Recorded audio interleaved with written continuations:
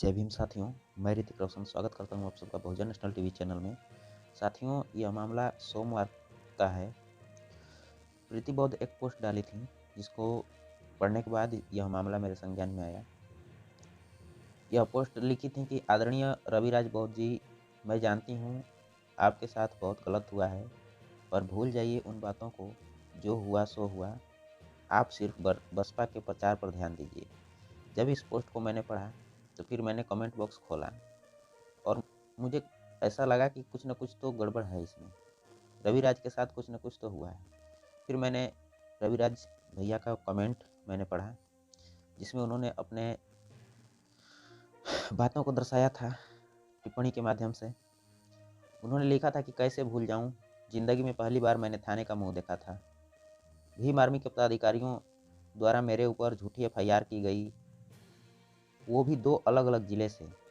दुख तो इस बात का है कि अपने ही लोगों ने किया था, वो भी सिर्फ इसलिए कि बार-बार दबाव बनाए जाने के बाद भी मैंने इस पार्टी का गाना गाने से मना कर दिया। इसलिए मुझे परेशान करने के लिए इन्होंने ऐसा किया, और नहीं तो ऊपर से धमकी दे रहे थे कि गैंगस्टर लगवाएंगे, तब तुमको समझ में आएगा। फ़ोन पर गालियाँ और धमकियाँ अलग से आ रही थीं। सबसे बड़ा दुख तो इस बात का है कि मैंने भीम आर्मी के सभी बड़े-बड़े पदाधिकारियों से बात की, पर सबने यही कहा कि मुझसे मतलब नहीं है। जिसने किया है उससे समझो। मतलब कि जब तक मैंने इनके लिए गाने और प्रोग्राम किए तब तक मैं ठीक था, पर जब इन्होंने पार्टी बनाई और मैंने मना कर दिया तो इनके लिए खराब हो गया। मैं इन लोगों से मिला और ये भी बोला कि आप लोग ऐसा करिए कि जब झूठी एफआईआर करवा ही दिए हैं तो 2-3 के लिए जेल भी भेजवा दीजिए। आप लोगों को तसल्ली मिल जाएगी और समाज भी जान जाएगा कि आप लोग एक भाई को सपोर्ट करने की जगह उसके ऊपर गैंगस्टर लगवा रहे हैं। तब ये लोग हंस रहे थे और बोले कि ठीक है, हम लोग सुलह कर लेते हैं।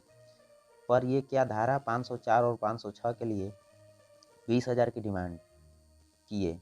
मैंने कहा कि ऐसा है कि मेरे पास 2,000 नहीं है, मेरे पास 20,000 नहीं है।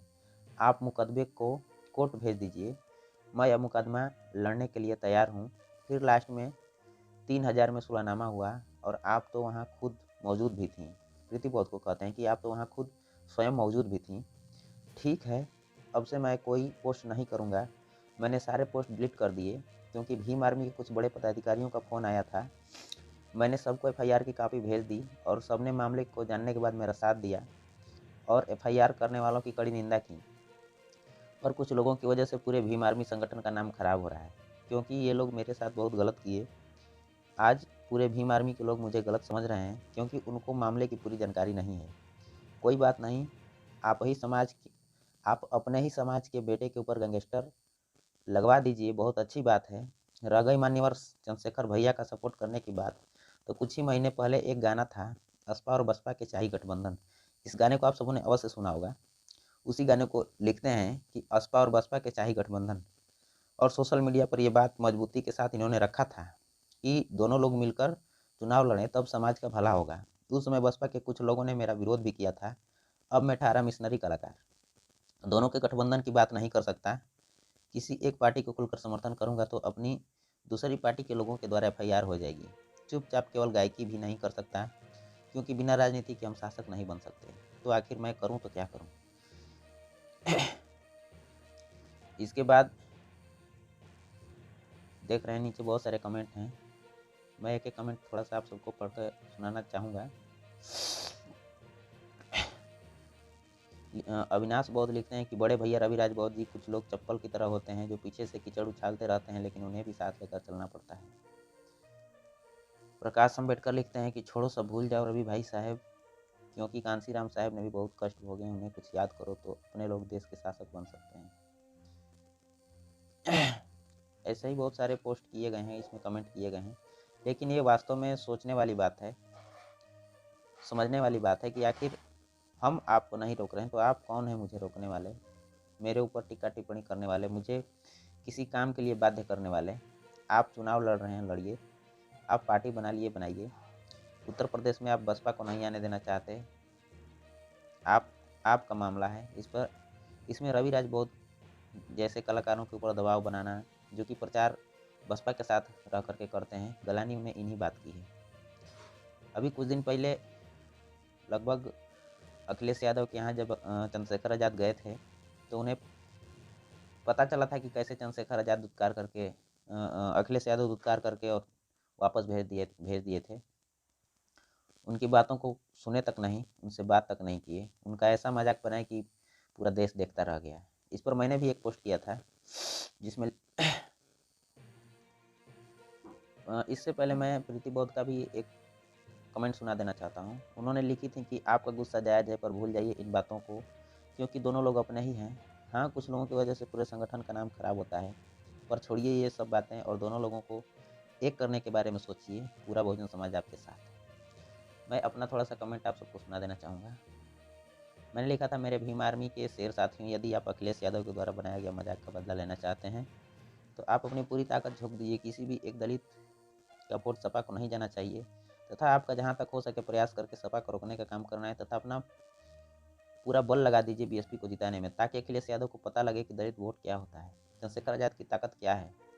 उसे एहसास हो कि मैंने चंद्रशेखर आज़ाद का मजाक बना के बहुत बड़ा गलती किया, और अखिलेश यादव को लगता है कि मैं दलित वोट खरीद लूँगा चंद पैसों में। हमें चंद्रशेखर आज़ाद की ज़रूरत नहीं है, चंद्रशेखर के समाज के लोग बिकाऊ हैं। तो आप सभी भीम आर्मी के साथियों से निवेदन है कि आप सब प्रयास करें कि हमारे समाज का एक भी वोट सपा वाले खरीदने ना पाएँ, ताकि अखिलेश यादव को भी पता लगे कि दलित वर्ग का वोट बैंक कितना ज़रूरी है।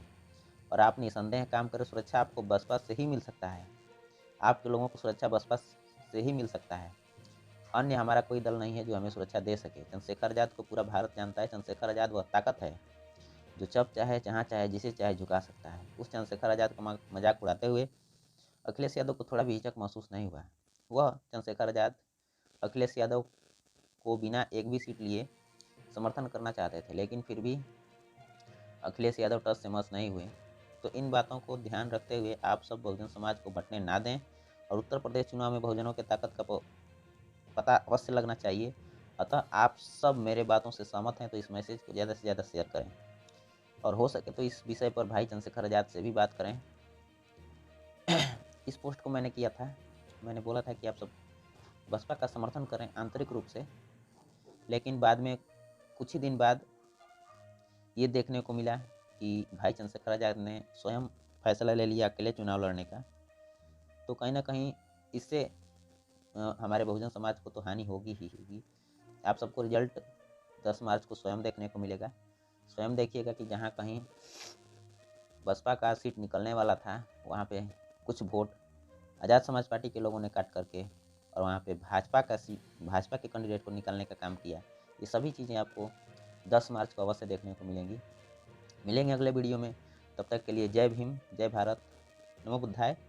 इस चैनल को सब्सक्राइब करें, वीडियो को लाइक करें।